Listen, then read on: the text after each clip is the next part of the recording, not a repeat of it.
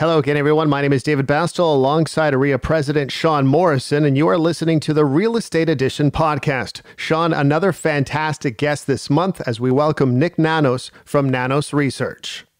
Yes, Nik will be talking about the research that he's conducted for the Ontario Real Estate Association in and around COVID-19. We'll be discussing things like, have consumer attitudes changes as to what they want in a home? Is there still consumer confidence that prices will remain high? What about the rental market? And what's the average person spending on renovations right now? Nanos is a Canadian public opinion pollster, public speaker, author, and an expert in political, business, and social trends. He joins us now on the Real Estate Edition podcast. You're listening to this month's episode of the Real Estate Edition with host Dave Bastel and OREA President Sean Morrison.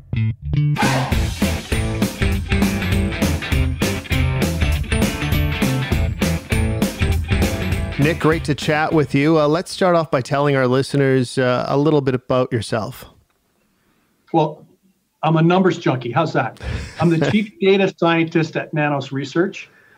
We crunch numbers. We do surveys, consumer surveys, customer satisfaction, and we do tracking for organizations on like Bloomberg News every week on people's state of the economy. So basically, I unpack people's sentiment and behavior and try to figure out what's going on.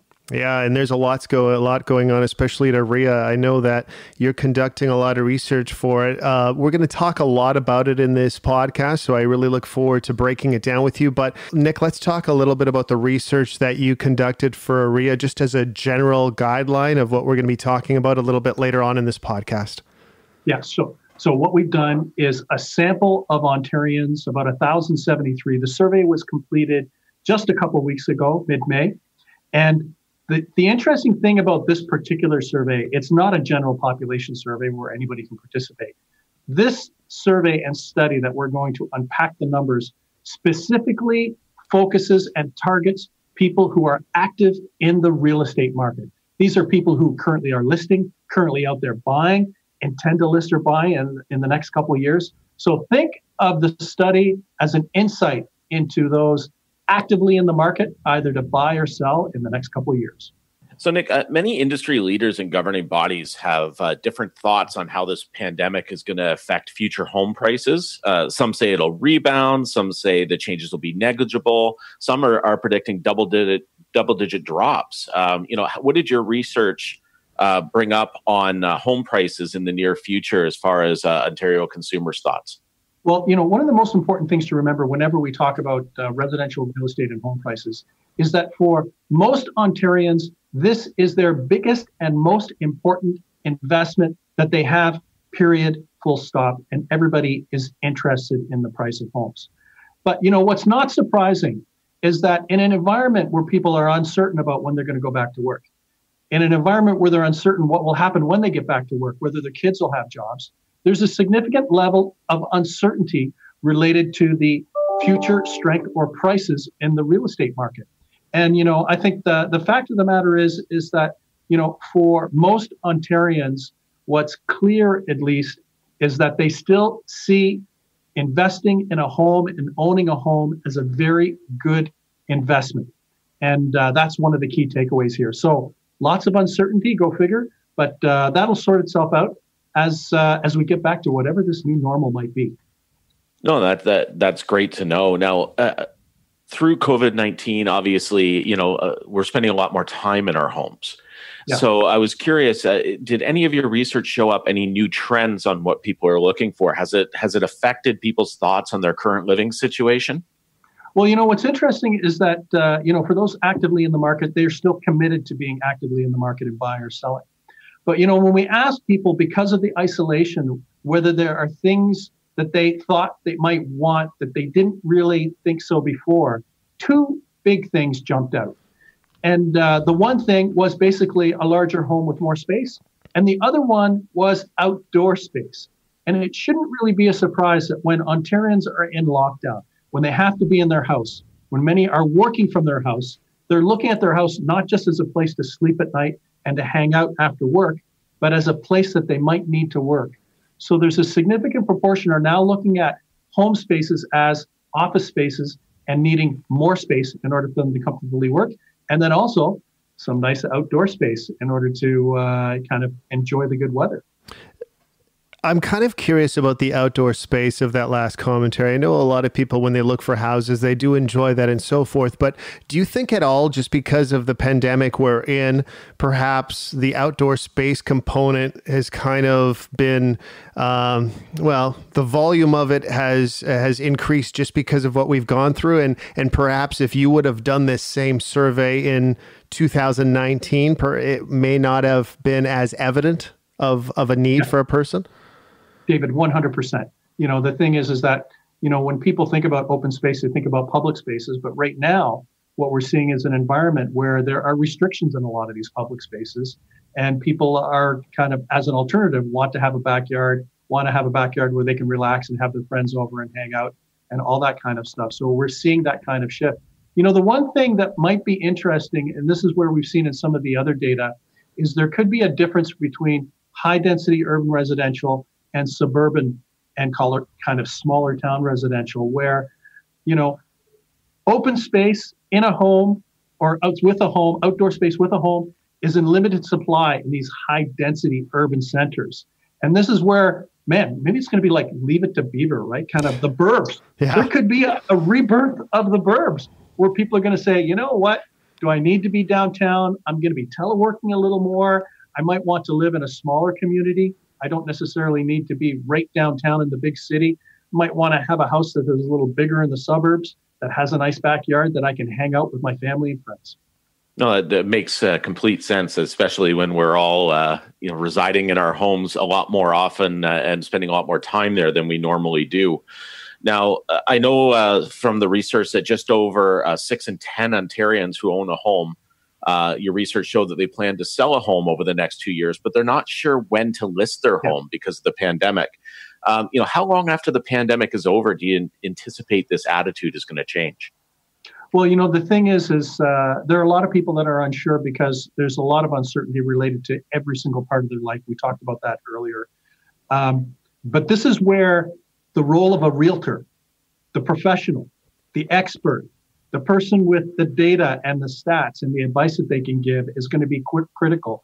Because what's clear in the research is that these people are committed to buying or selling and committed to kind of the activity in the market.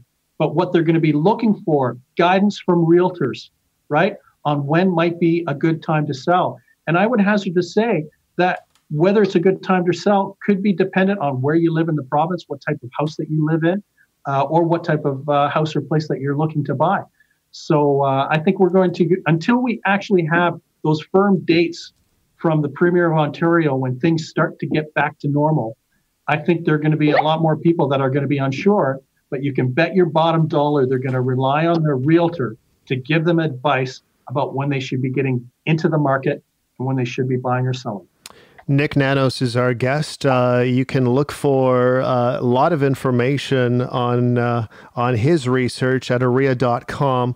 We're going to be releasing that throughout the next couple of weeks, so definitely check that out when you do get a chance. Nik, you mentioned about people wanting to live in the suburbs and maybe not have that studio condo downtown where there isn't as much space. Has any of the research brought forward, has it maybe been, I guess as a sidebar, that perhaps in the future and what the future looks like, there may be more home offices rather than office spaces? Exactly. Well, this goes into the whole idea of people working more from home than in the past. And, let's face it, in a lot of the research that we've done, there's a bit of a stigma to working from home, right? Because a lot of people are traditionalists. Many employers are traditionalists. They feel that they want everybody together in the office or in the kind of the retail space. They want everyone there in order to kind of work. But one thing that the COVID-19 pandemic has done, it has shaken free many of these perceptions and fixations on working in the office. And that doesn't mean that everybody is going to be teleworking. But what this does mean is that there's probably a greater likelihood for employers to be more flexible for some sort of telework. It doesn't mean that people will be teleworking, but it means that when people might want to periodically telework, that their employer will be more open to that. And if that's the case, then it's going to be critically important that the living space, the homes that people live in, adapt and are welcoming and good for people to telework, so that they don't, so basically they can be as productive at home as possible. No, and that's a good point. I mean, I know many of our realtors have shifted to working virtually using additional digital tools such as virtual tours as part of the property experience. Did your research show anything in regards to consumers and how they're adapting to the use of these digital tools in place of in-person showings? Yeah, I'll tell you, one of the most eye-popping stats out of this whole, or findings from this whole study, had to do with the virtual component. And we asked people in Ontario how open or not open they were to virtually viewing a house and basically even buying a house based on kind of just that virtual showing. And I was surprised that between 4 to 5 out of 10 who are actively in the market are open to one degree or another to kind of this almost exclusive virtual experience. It doesn't mean that this is going to be the trend of the future, but what this does mean is that people are adapting. They're not kind of frozen, not doing anything. They're kind of like adapting in the same way that we're adapting with this podcast and using kind of the Zoom technology. Consumers are adapting, and there's a significant proportion of consumers that are open to that virtual experience and are doing that in the interim just because of the current condition where they can't necessarily see everything in person. Nik, as far as the virtual tours are concerned, does that maybe speak of the quality technology that we have here in 2020, rather than, say, back in 1990, where you would look at a listing and you would see 10 pictures and they'd be still pictures of the actual property and the inside and the out, where today it almost feels like you are in the front seat of a guided tour as you move your way through a house. Yeah, David, bandwidth, brother, bandwidth. We've got more bandwidth now than 10 years ago. 10 years ago, it was like the internet might have been like a clunker like this. But right now there's bandwidth, there's technology, but I want to put a little asterisk on this kind of virtual experience, because actually what we did learn from the study is that it's extremely important to these consumers that realtors are part of the process. That number, about 4 to 5 out of every 10, jumps up to about, I believe, 8 out of every 10 consumers think that it is important or somewhat important that a realtor be part of that virtual transaction. So this isn't kind of like, hey, let's go online and buy a house, like, PayPal or whatever, press the button. Yeah. I think it's arguable that realtors will be even more important in this context than ever before. Remember at the beginning, we talked about how important a financial decision this is for people. So that means that they're going to turn to experts like realtors, the realtors who are the professionals in the real estate market, in order to give advice. When is it going to be a good time to buy? If there's a virtual viewing, for the realtors to do that due diligence and to provide that expertise in order to protect their clients and to make sure that they get good value and then they can deliver on the promise of what they expect for all of these transactions. So this doesn't mean that everything's going to be virtual, but I think it puts a spotlight on, hey, for those that are going to go down that virtual path, the importance of a realtor is going to be sky high, especially compared to the past. No, it makes a lot of sense. It sounds like the research is showing that this is another arrow in the quiver of realtors, not necessarily something that's going to go along lines, as you were saying before, where we're just going to start shopping for homes online like we would maybe a suit or a car, right? So, that's 100%. Think of it this way. People will always want to have that personal experience. Like, they're not going to buy a car online, right? Maybe. I don't know, but they're probably not going to buy a car online. You'll still want to sit in the car. I wouldn't. Right? No, you still want to sit in the car. You want to look at the car. You want to kick the tires. You want to do all that stuff. So I'm not saying that digital is a thing of the future, but what it's done, it's elevated as another tool, right? Think of it as another tool in the toolkit for realtors, that they're probably, I would hazard a guess that there'll probably be more people using that virtual experience to screen properties but still want to be in person with the realtor, walking through properties, getting that firsthand advice, asking questions, seeing that place where they're going to live in order to feel comfortable. So the way I look at it is there's just more technology that's being used, that it's going to be a complement to the experience. It's not going to replace the face-to-face stuff and the in-person stuff, but it's just going to be another thing in the toolkit for realtors in order to help deliver a great experience and a great outcome for their clients. It's funny you say toolkit, because my next question is relating to realtors being the jack of all trades, where they have to know so much about so many little things. The virtual presentation, technology, and everything like that is that another thing your 2020 real estate agent and realtor has to be inclined to be at this level, considering that there is going to be a difference in your real estate agent that you'll quickly find out who knows their game and who maybe necessarily doesn't. But you know what, David? The realtors are already great, exceptional marketers, right? Not only do they have the technical expertise, not only do they have the market knowledge and the access to the information that the real estate association has, they're already marketing savvy, right? So, but the thing is, we have to think of the marketing savvy in different platforms. How you stage a house in person, how do you shoot a house digitally, how you do that virtual walkthrough, right? So these skills related to presentation, promotion, engagement, having a great experience are going to be delivered in person, but they're also going to be delivered, realtors are going to deliver that same kind of market intelligence and market insight and market expertise. They're going to deliver that virtually too, in order to be successful. We will be back after this short break. Join the OREA Realtor research community to have your say when it comes to the services OREA provides, the recommendations we make to the government, and the strategic priorities of the association. You'll receive exclusive content and be entered into monthly draws every time you complete a survey. Visit joinorearesearch.com to sign up and join an exclusive community of realtors making a difference. joinorearesearch.com.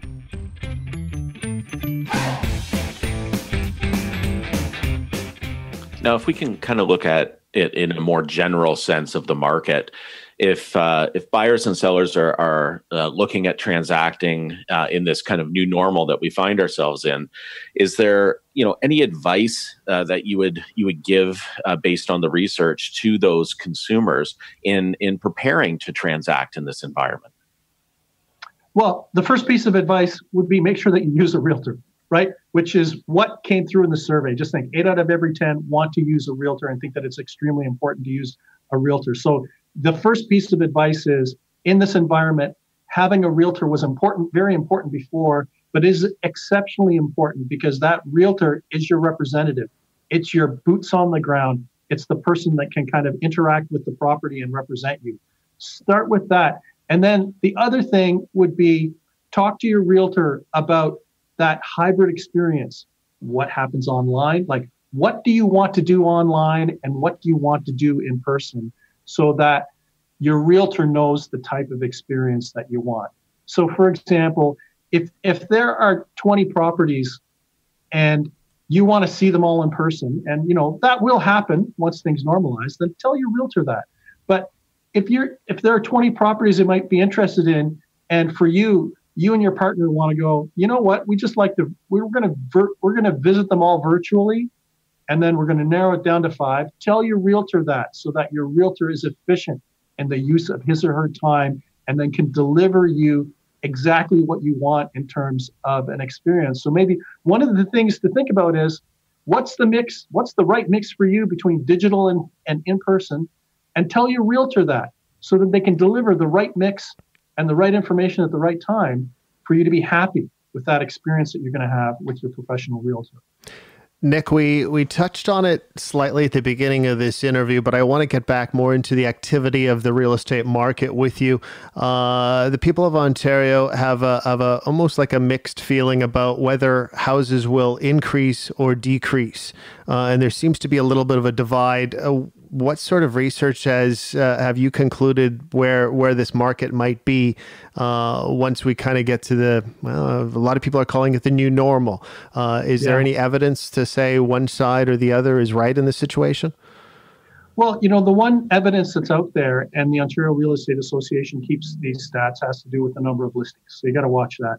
But, the fact of the matter is that there are two sides to every transaction, right? There's the buying side and the selling side. So, not a big surprise. When it gets to the selling side, if you're selling your property, you're probably feeling a little nervous and are unsure of whether you can get the value that you hope to get out of selling it. But the flip side of the equation, in these uncertain markets, sometimes it's a buyer's market, which means if you're a first-time buyer, this might be a good time to go in. If you're a buyer that's kind of looking to trade up, this might be a good time to go in because this might be better for you. So we shouldn't think of it in terms of the market writ large, because the fact of the matter is that there's always good news for somebody. Yeah. Right? Like when the market is hot, right? You're like, I'm selling my home. This is fantastic. I've got a bidding war, right?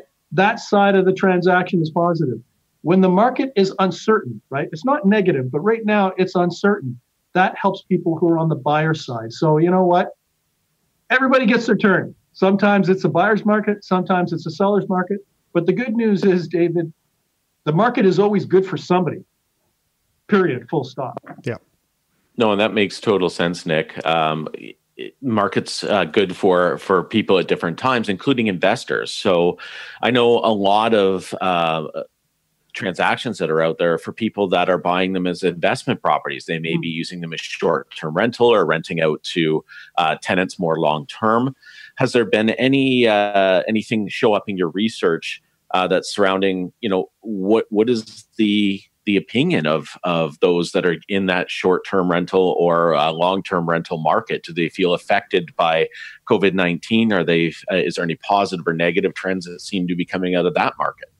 Well, for those individuals that are in the short-term rental market, the big question is what's going to happen to our tourist industry, right? Because they're tourists, they're relying on tourists. And we're not talking about international tourists. We're talking about, someone who lives in Sudbury who wants to go to Toronto for a weekend to watch a basketball game, right? That might stay in a short-term rental as an alternative to a hotel. And the big question is for a lot of these short-term rentals, when will the tourist and entertainment industry kind of come back when people start to move? I think the biggest threat for them is the staycation, right? And that people basically, instead of going on a vacation someplace, they stay home, right? And don't stay in other places and don't spend their money.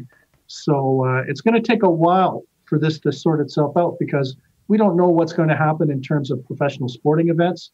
We don't know what's going to happen in terms of cultural events and what the rules might be because those are still in course.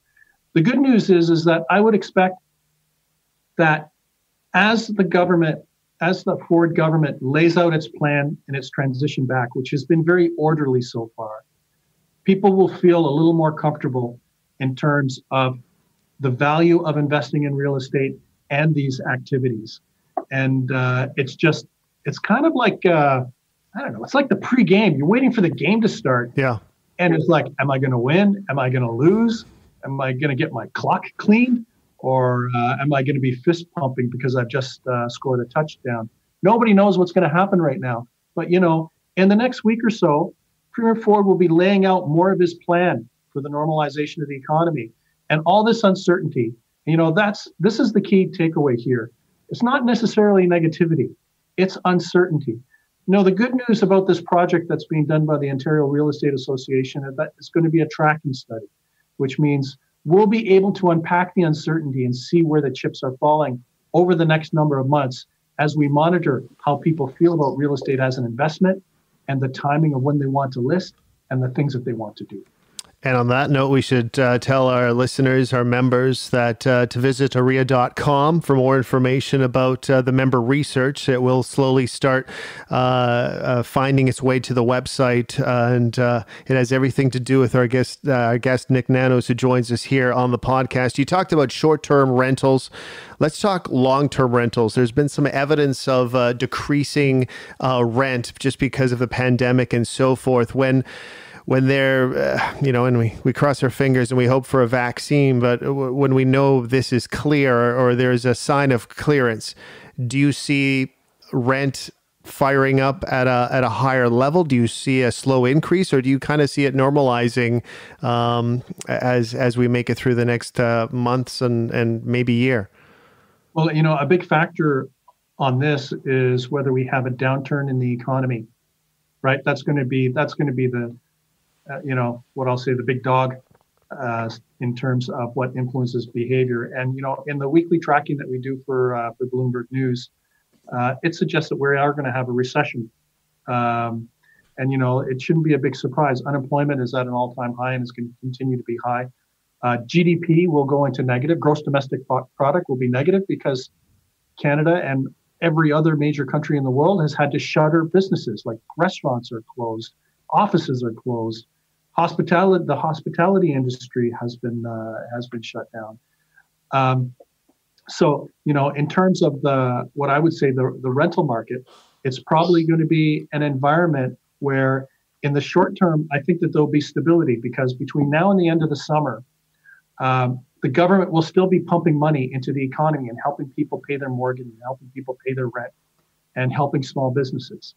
The big question is if and when that stimulus spigot gets turned off, that's going to be the wall. So, for all of your watchers and listeners to this podcast, pay close attention to when the stimulus might stop, because that'll be the first window as to what the real ramifications will be on the rental market and on the housing market.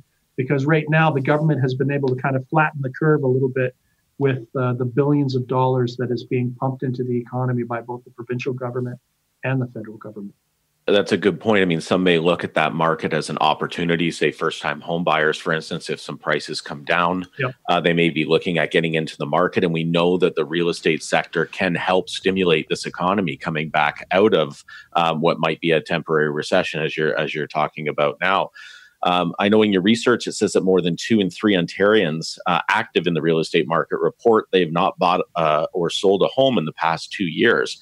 So with that kind of additional stimulus into this market, do you see that maybe they're going to take advantage of that? Or do you see maybe, for instance, the government may roll out a program to assist those buyers in purchasing a home, to use real estate as a stimulus to the economy to bring us back? Because we all know there's a lot of spin-off jobs with every real estate transaction. Did you get any sense of that within the research that you were doing? Well, one of the things that we do know is that anything that the government can do, so let me take one step back. The dream of owning a home is alive and well in Ontario. The vast majority of Ontarians, and you know what, even millennials, in previous research that we've done for the Ontario Real Estate Association, everybody talk about millennials and the sharing economy, and maybe they don't want to own a home and they don't want this. You know what? Millennials want to own a home, but the issue is affordability. So then the question is, what are the conditions that the government could create for the market to provide affordable homes for people to buy? And this is where the role of the realtor is important in helping realize those aspirations for home ownership. And, and this is where kind of the activities of the Ontario Real Estate Association, engaging the government on helping to provide more supply of affordable homes, helping to make it more affordable, making sure that there are no new taxes on home ownership are actually critically important, because once municipalities or a province starts slapping on new taxes when someone buys a home, it's basically an obstacle. It prevents people from owning a home because of these extra taxes. So, it's going to be very important for the provincial government to make sure that whatever it does in the housing market, that it just asks a very simple question. Does this contribute to the market working and people being able to afford a home? Or are we stopping or impeding people or limiting people's ability to own a home more now than in the past? And I think that those are going to be the critical things, thinking of the home market and the role of the provincial government.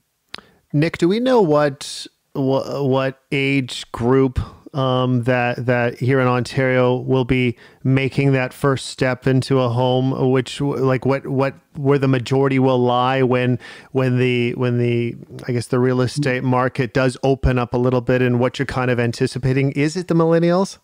Yeah, it's going to be the millennials, and I guess the good news for the real estate market is that millennials are turning into their parents. And I'm sure if millennials are listening to this, they're probably clutching their chest saying, Nik, please don't say that. I don't want to be like my mom or dad. But, when I say about being like their parents, owning a home, having a nice home, right? That is spacious. Having a backyard, right?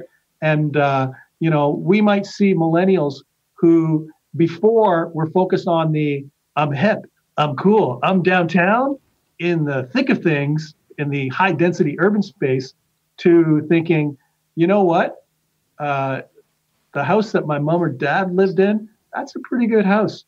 Living in suburban Ontario, that's a good standard of living. It's good economically. It's good from a social perspective.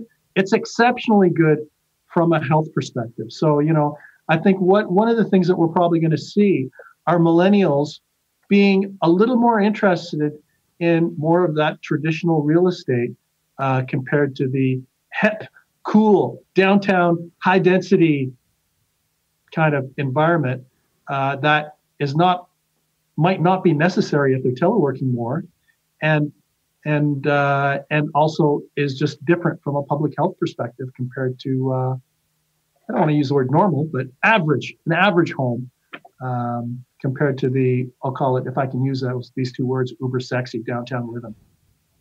Overall, Nik, any surprises that kind of stick out at you now that the research has been complete? Is there something as a researcher that when you go into a project, do you leave it as an open mind, or do you kind of have an idea of where you think things may go, and then you look at it and you go, wow, I did not anticipate that being the answer? Well, it's a complete open mind. The things that stood out for me in this study, first of all, the level of confidence in owning a home as a good investment. Second, openness to the digital virtual experience. Third, increased importance for realtors in this marketplace. And fourth, the other thing that was kind of interesting, we asked people about renovations. There are a lot of people renovating their home. In the study, people are spending on average $18,000. That's not chump change. $18,000 homeowners are spending renovating their home in preparation for selling. So this is an opportunity, think of it this way. Even if they're unsure about when they might list, A, they know that they're going to list. B, they know that they want to use a realtor. And C, they're getting their house ready in order to have a successful sell. Nik, it's been a pleasure. Once again, you can visit OREA.com for more information about the member research. Thank you for your time today. It was fun.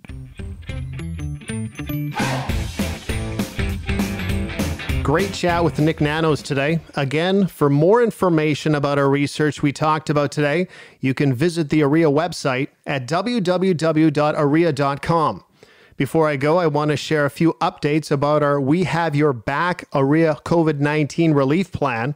OREA is proud to have partnered with LifeWorks by Morneau Chappelle, offering members and their families access to a 24/7 well-being solution. The program provides access to mental health, financial, physical, and social support programs. LifeWorks is available at no cost 24/7, 365 days a year, and can help you and your family deal with a wide range of personal and work issues. For more information or to access the service, please visit www.oreacovid19info.com/relief. OREA is also partnering with the Royal Bank of Canada to help support you and your business, both through the current situation and as you take steps necessary to adapt for future success. RBC will be offering financial advice and exclusive webinars specific to OREA members. For more information about RBC support, visit www.oreacovid19info.com/relief. And finally, I want to remind you to sign up for our popular Leadership 200 course, Becoming a Leader, which is now available online, free to all members until November 2020. Visit oreacovid19info.com/relief to sign up today. From OREA President Sean Morrison and myself, David Bastel, thank you for listening, and we will talk to you again soon. Visit OREA.com/podcast for more information, links, and a full list of our episodes to date. New episodes are out the second Tuesday of every month.